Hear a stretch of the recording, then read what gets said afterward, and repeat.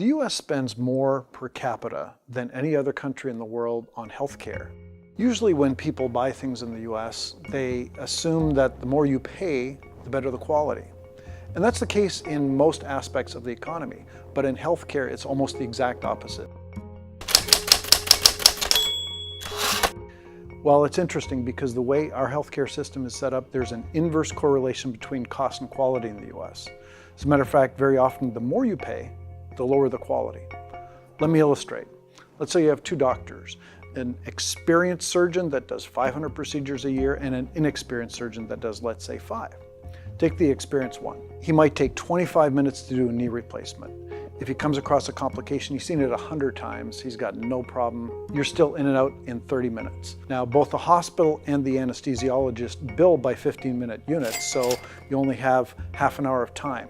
The inexperienced surgeon might take 2 hours to do the same knee replacement, and if he comes across a complication, he's got to call in another doctor, has to come in and scrub in.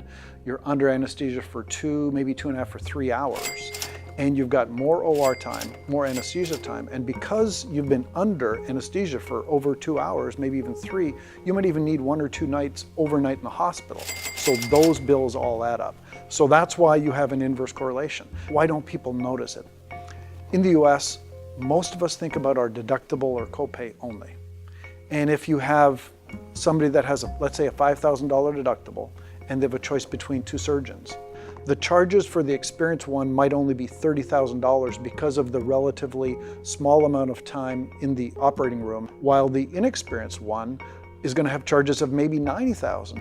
And if people see only those 2 surgeons and the prices, and they know they're out $5,000 with either one, chances are they're going to choose the one that has higher charges. So that's why our system almost encourages higher spending.